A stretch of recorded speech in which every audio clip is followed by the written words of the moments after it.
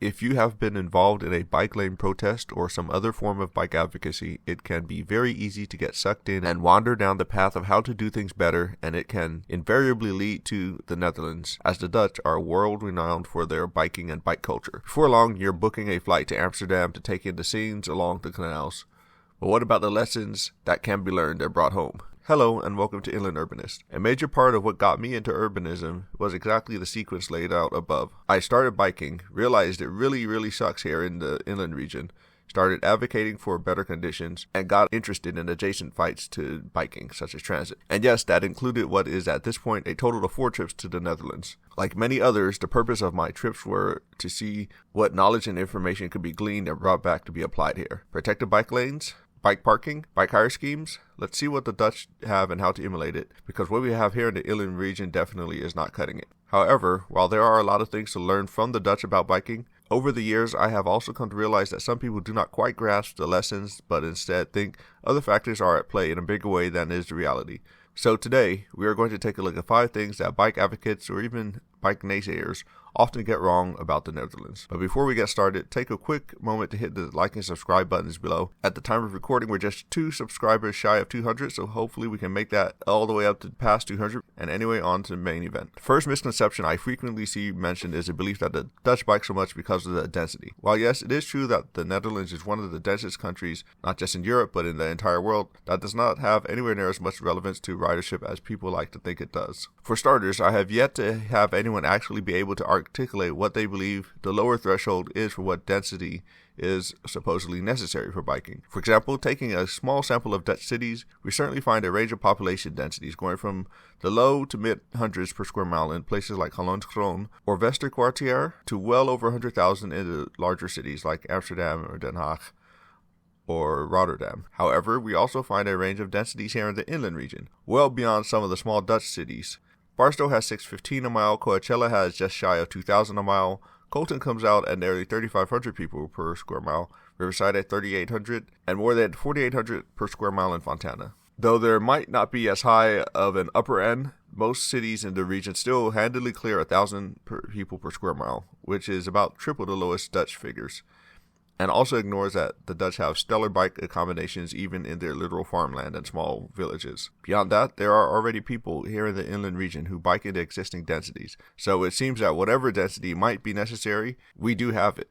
Moving on, a related misconception is that of distance. Sure, it certainly doesn't hurt if trips are shorter, and I'm sure that there are some people in the Netherlands who make some trips by bike that maybe they wouldn't make if their particular destination were not as close. But what exactly that cutoff is likely in the range of 10 miles, not 2. On the other hand, even here in America and the inland region, many trips are to destinations within 3 or 5 miles at most, including 20% of all trips being to destinations within a mile. Both are distances which are well within reach for most people to be able to bike, and even if they are not the most fit or athletic rider. On the top of that, the proliferation of e-bikes can really put a proverbial wind in your sails to complete longer trips in the same amount of time that it takes to do shorter ones. That brings us to the next misconception. There are no hills in the Netherlands. Not only is this quite literally not true, as there are hills in the area around Maastricht and other part in the southeast of the country and maybe a few other places, but lack of hills brings another arguably worse scourge, wind. Then again, this shouldn't be that much of a surprise given how famous the country is for windmills going back centuries. With little elevation, the gales whip across the landscape, seemingly always in your face no matter what direction you're headed.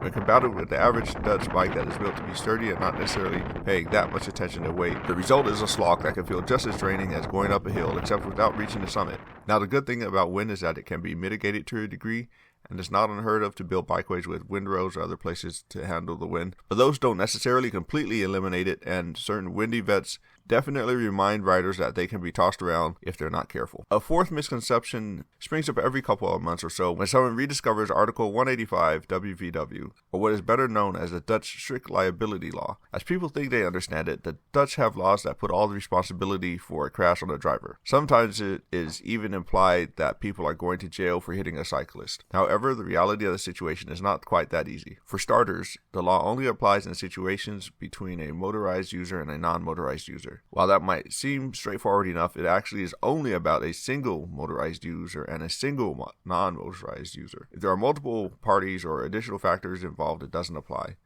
Additionally, it is solely a law about insurance payout. Now, undoubtedly, that would still be welcome, especially to bicyclists here in America who have ended up on the hook for damages to the driver that hit them. Nevertheless, no one is spending time in jail due to the Dutch strict liability law. If they're in jail, it would be due to breaking another law, many of which we also have on our books anyway. Keeping on the theme of driver responsibility, a final misconception is the belief that biking works so well in the Netherlands because all drivers are also cyclists, so they must know how it feels to be on the other side. While it is true that almost all Dutch people bike at least weekly, I'm not convinced that that actually has much to do with any. Certainly, people might find themselves cruising along peacefully with no horns in their ear, no revving engines behind them, no close passes, and just take in the serenity of the ride, and believe that is because the Dutch drivers are in tune with Dutch bicyclists in a way that American drivers are not. However, I'm not so sure about the accuracy of that assumption. In my experience, the idea that Dutch drivers also are bicyclists can definitely be a double-edged sword. On one hand, they might very well be empathizing with the bicyclist, but on the other hand, I feel like the empathy sometimes backfires and comes with a bit of an expectation of competence from the driver to the bicyclist, and they certainly will do things like close pass in situations where it's an option because they are expecting the bicyclist to be able to hold their line. But this ties into a broader conversation about how people might be led to believe that the driver experience is different due to the actions of the drivers versus the reality, which is a lot of it is due to the design of the broader transportation network as a whole. A little while back, Not Just Bikes released a video on Ontvlekte and how the main Dutch bike networks tend to be completely separate from the main Dutch road networks for motor traffic. Now, as was noted in that presentation, it doesn't necessarily mean that either is always banned from the other type of network. It's just not the main route that people would tend to take for either situation. In tandem, the Dutch bikeway selection guidelines generally tend to separate out bike traffic from the roadway above certain speeds and volumes of motor traffic. The end result of this is that Dutch bicyclists basically never find themselves in the sorts of situations that are most prone to harassment and which just tend to be unpleasant overall even when not getting harassed, such as being on higher speed and higher volume roads. For the bicyclist, that means no trying to frantically hang on in the right lane while cars whiz past at triple your speed in the other two lanes, a depressingly familiar situation here in the inland region. It means not being shunted off behind a gutter stripe while several dozen cars sprint to the next red light. Meanwhile, because shared traffic situations are mostly on streets that are not necessarily through routes for cars in the first place, a Dutch driver will rarely find themselves in a situation where they would be plodding along behind a bicyclist for a very long time or come up very fast behind a bicyclist suddenly. Reducing those types of traffic situations is excellent for reducing harassment overall because the driver knows that they don't actually have to be behind the bicyclist for a long time and feel like they're being held up. Anyway, that's the 5. Have you heard any of these excuses before? Which one surprised you the most? Let me know in the comments, and if you want a deep dive video explaining the inner workings of how and why number 5 exists, leave a gas pump emoji to help fuel up the anticipation. Until next time, happy riding, stay safe.